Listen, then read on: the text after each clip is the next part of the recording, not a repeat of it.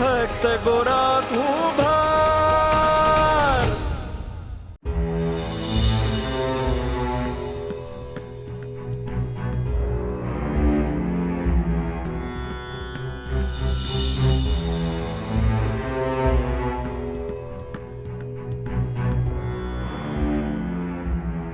ગોરા,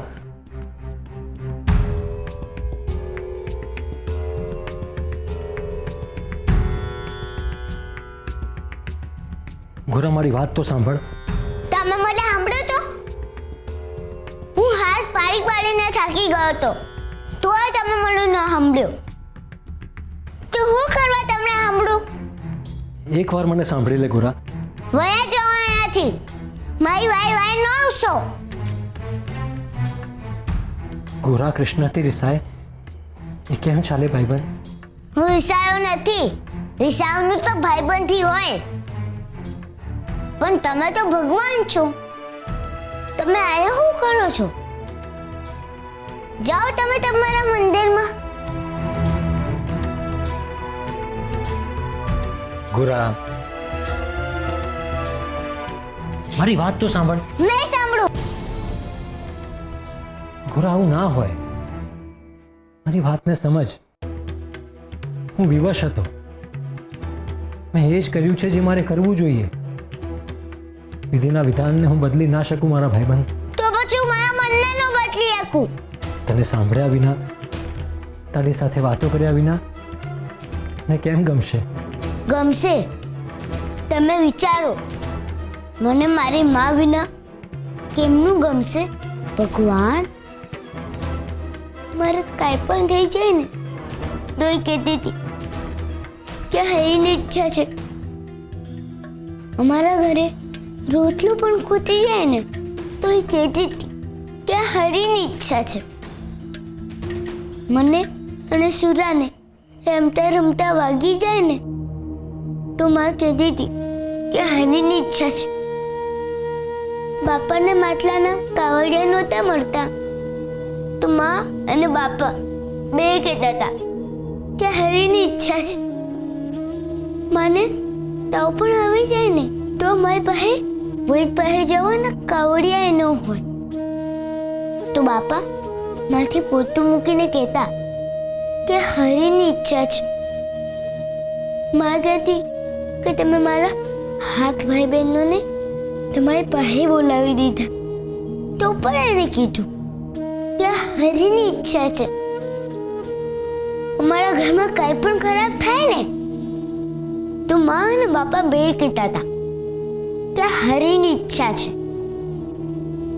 અમે જેટલી વાર દુઃખી થયા એટલી વાર મા બાપાએ કીધું કે હરીની ઈચ્છા છે. દર વખતે હરીની ઈચ્છા, હરીની ઈચ્છા. બસ તો પછી તમે જ કહો, અમે દુઃખી થઈ ગઈ એવી ઈચ્છા હું કેમ રાખી છે હરી? બાપા કહે છે કે હરી આપણા મા બાપ છે તો મા બાપ બાળકોને હું કામ હેરાન કરે, હું કામ એમને દુઃખ આપે?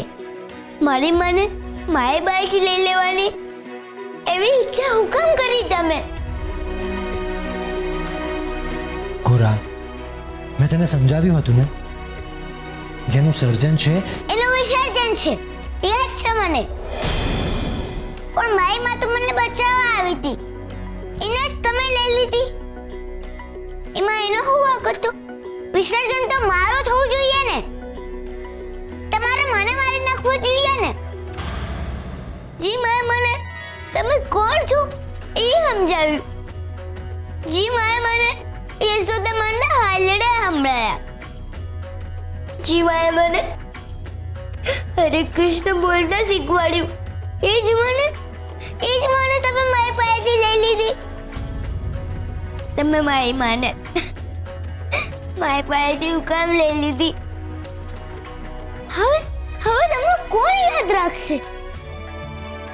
મારા મા બાપા તમારી કેટલી બધી સેવા કરી, તમારા કેટલા બધા ભજનો ગાયા, એમને મને કાનોડો બનાવ્યો ને મારા બાપા આખો દી તમારું નામ બોલતા રહે, હરે કૃષ્ણ ને મારી માં આખો દી તમારું નામ સાંભળતી રહે. તો તમે એને ન બચાવી કેવા છો તમે? મારી માએ મને એકવાર દામ આપ્યો તો એ મને કેવું બોલ્યું.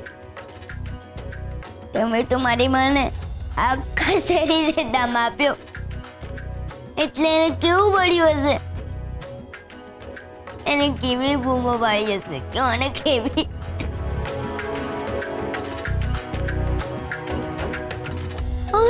હવે તમે હું કેમ રડો છો? મારી માં મરી છે, તમારું કોઈ નથી મર્યું. હવે તમે મને લઈ લ્યો ને આગ લગાડી દો ને કરી દો મારું વિસર્જન. હું મા વિના નહીં જીવી શકું. મને વાલી વાલી કરીને કોણ ઉતારશે? મને દાંતણ કોણ કરાવશે? હું રહી જાઉં તો મને કોણ મનાવશે?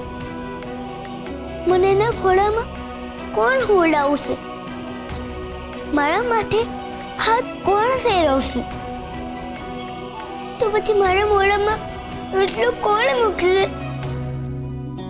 હું ભાગી જાઉં તો માવા પર કોણ ખીચાશે? હું હંતાઈ જઈશ તો મને કોણ ગોતવા આવશે? મને હાલડું કહીને કોણ ઉવાડશે? મા વિના હંદોએ કોણ કરશે?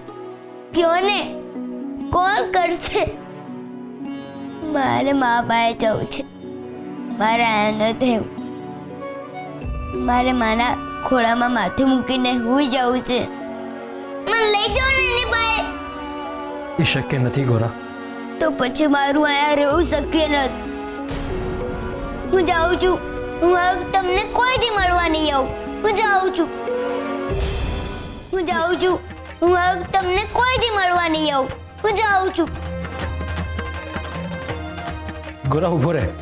ના ઉભો રહે ગોરા. ના ગોરા, માં, મારા દીકરા, માં તું પાછી આવી ગઈ? તું કેમ આવી લાગે છે માં? કેવી બેટા? માં તું બહુ સારી લાગે છે, પેલા ચાંદા મામા જેવી. પણ માં તું તો બરી ગઈ હતી, તો આટલી સુંદર કઈ રીતે થઈ ગઈ? એ જ સત્ય હું તને સમજાવવા આવી છું બેટા. મૃત્યુ ભલે દેખાવમાં વિકરાળ અને બિહામણું હોય, પણ મૃત્યુ પછી ફક્ત ને ફક્ત આત્માની સુંદરતા જ રહે છે. તું પાછી આવી જા ને માં.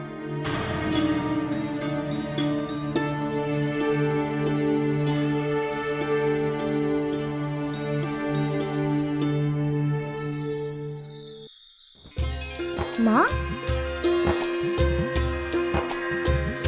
માં આવું કેમ થાય છે? તને અડી કેમ નથી શકતો? આત્માને સ્પર્શ નથી હોતો મારા દીકરા. હું અટાણે તારા મનની કલ્પનાનો એક ટુકડો માત્ર જ છું. મારા દીકરા, હું શરીરથી દૂર ગઈ છું, પણ મનથી તો હું અહીંયા જ છું, તારી પાસે. તું મને અડી નહીં શકે, પણ તું મને જીવી તો હકીશ જ. તો માં અડ્યા વગર તારો હાથ મારા માથે કેમનું ફરશે? તારા ખોળામાં કેમનું હોઈ શકીશ માં? વાંધો કેમનું થશે? અહીં બે, હું તને સમજાવું છું.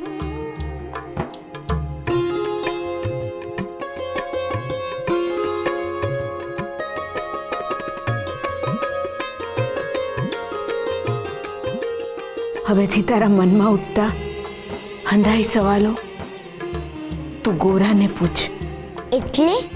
એટલે એમ કે તું તારી જાતને પૂછ. તને સવાલો પૂછવાની બહુ ટેવ છે ને બેટા, એટલે તારે તારા સવાલોના જવાબો જાતે જ ગોતવા પડશે. જાતે જ કઈ રીતે ગોતી શકાય માં? પોતાના મનમાં જઈને બહુ વિચાર કરીને, ચિંતન કરીને હંધાઈ સવાલોના જવાબ ગોતી શકાય છે મારા દીકરા. આજ સુધી હું તને જે આપતી હતી ને, હવેથી એ તારે બીજાને આપવાનો છે. પ્રેમ, કરુણા અને સંભાળ. હવેથી તારે જ શુરા અને બાપાને હાચવવાના છે બેટા.